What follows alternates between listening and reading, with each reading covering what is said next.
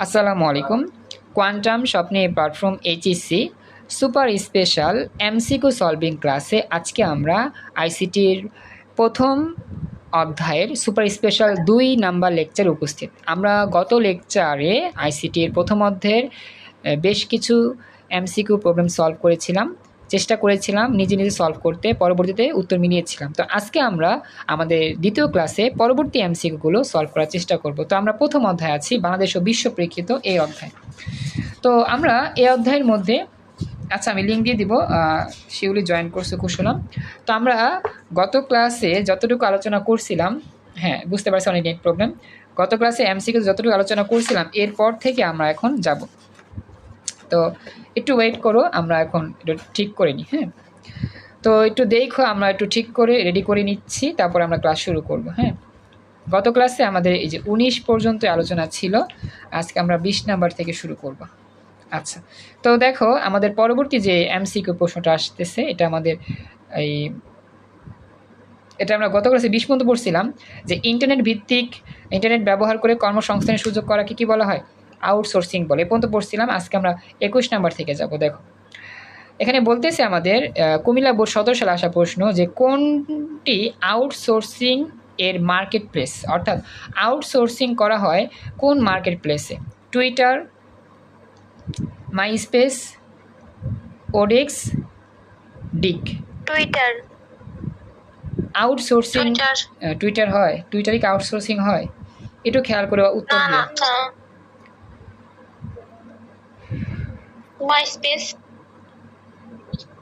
MySpace. আচ্ছা, সঠিক উত্তরটা আমাদের হচ্ছে ওডেক্স। উত্তর হচ্ছে গ, ওডেক্স। যাই হোক, চেষ্টা করছো। তো এখানে আমাদের কিছু ব্যাখ্যা আছে, ব্যাখ্যাগুলো মুখস্থ করবা। বিশ্বব্যাপী আউটসোর্সিংয়ের জনপ্রিয় মাইক্রো প্লেসগুলো হচ্ছে আপওয়ার্ক, ইনহ্যান্স, ফ্রিল্যান্সার, ব্যালেন্সার, ফাইবার, কোডেফ। আসলে কোডেফ লিখছে, তো আসলে ওডেক্স এটা একটা অংশ, কোডেফ আরেকটা অংশ। তো আসলে এই ওডেক্সটা এখানে দেয় নাই। যাই হোক, এই ওডেক্সটা ছাড়াও আমার এগুলো হচ্ছে কি বিশ্বব্যাপী আউটসোর্সিংয়ের জনপ্রিয় মাধ্যম।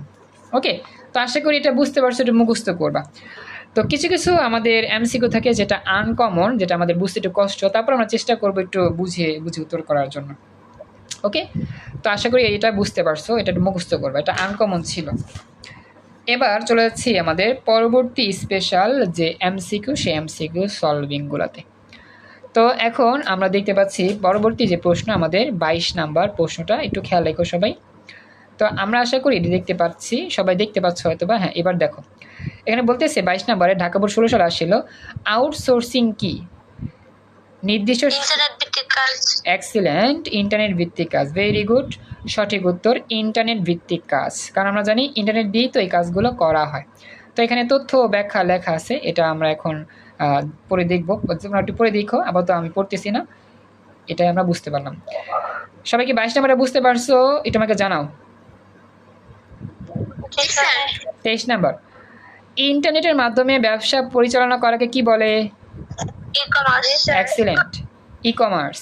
কারণ আমরা জানি ই কমার্স মানে ইন্টারনেটের মাধ্যমে বিজনেস হয়, কেনা বেচা করা হয় পণ্য। ইমেল, ই ট্রেড, ই গভর্নেন্স এগুলো আলাদা। তো ই কমার্স হচ্ছে সঠিক উত্তর। উত্তর হচ্ছে আমাদের খ, উত্তর রাইট। সবাই বুঝতে পারছো এটা? আচ্ছা, এরপরে ২৪ নাম্বার, কম্পিউটার সংশ্লিষ্ট যন্ত্রপাতিকে সঠিকভাবে পরিচালনার জন্য কোনটি প্রয়োজন হয়?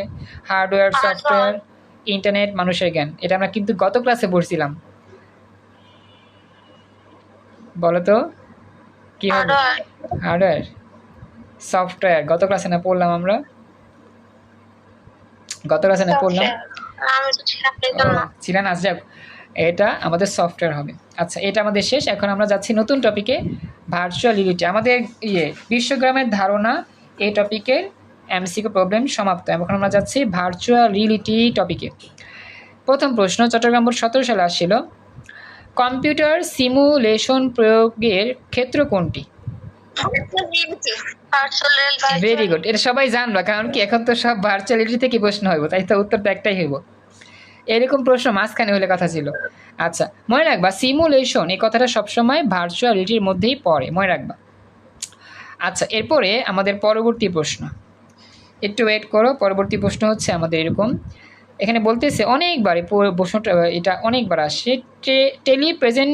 প্রেজেন্সের প্রয়োগের ক্ষেত্র কোনটি? টেলিপ্রেজেন্সের প্রয়োগ ক্ষেত্র কোনটি? Telepresence VR. Excellent, VR. আসলে ভিআর হচ্ছে তোমার সংক্ষিপ্ত রূপ, ভার্চুয়ালিটির সংক্ষিপ্ত হচ্ছে ভিআর। এই টেলিপ্রেজেন্স হচ্ছে ভার্চুয়ালিটির একটা অংশ। সবাইকে মনে রাখতে হবে। কথা কি বুঝতে পারছো এতটুকু? রেসপন্স করো। আচ্ছা, এরপরে হচ্ছে আমাদের দিনাজপুর বোর্ড, যশোর বোর্ড 16 সালে আসা প্রশ্ন। কোনটি ভার্চুয়াল রিয়েলিটিতে ব্যবহৃত হয়? ত্রিমাত্রিক সিমুলেশন, দ্বিমাত্রিক সিমুলেশন?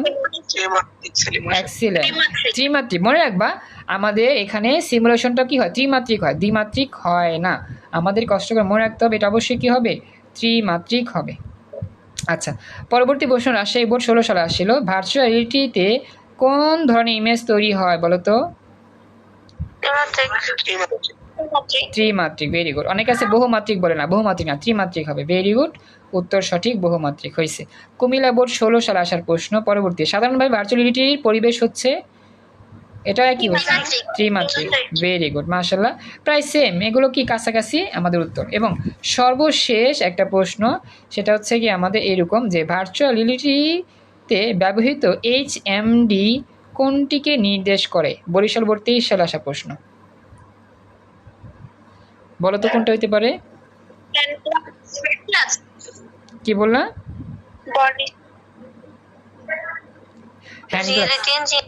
Reality engine. 4 জনে 4টা বলে একটা তো হইবই নাকি? 4 জনে 4টা বলে দাও, একটা তো হবেই, তাই না? কোনটা কোনটা বলো? এটার ফুল ফর্মটা কি? হেড মাউন্টেড ওইটা? হেড মাউন্টেড হয় এটা আর কি। সেক্ষেত্রে বিশেষ চশমা। এক্সিলেন্ট, বিশেষ চশমা। Very good. হ্যাঁ, সেক্ষেত্রে তোর কি হবে? বিশেষ চশমা। কারণ কি জানো, ভার্চুয়াল রিয়েলিটির মধ্যে চোখের মধ্যে কি লাগায়? চশমা লাগায়। হেড মাউন্টেড ডেস্ক যেটা আর কি, চশমা লাগায়। চশমার মাধ্যমে কি সব বাস্তব পরিবেশ বলে মনে হয়। কথা কি বুঝতে পারছো সবাই? তো এই ছিল মোটামুটি আমাদের ভার্চুয়াল রিয়েলিটি থেকে আসা প্রশ্নের MCQ সলভের অংশ। তো আমরা এই মুহূর্তে এই ক্লাসটার দ্বিতীয় অংশ এখানে সেভ করতেছি।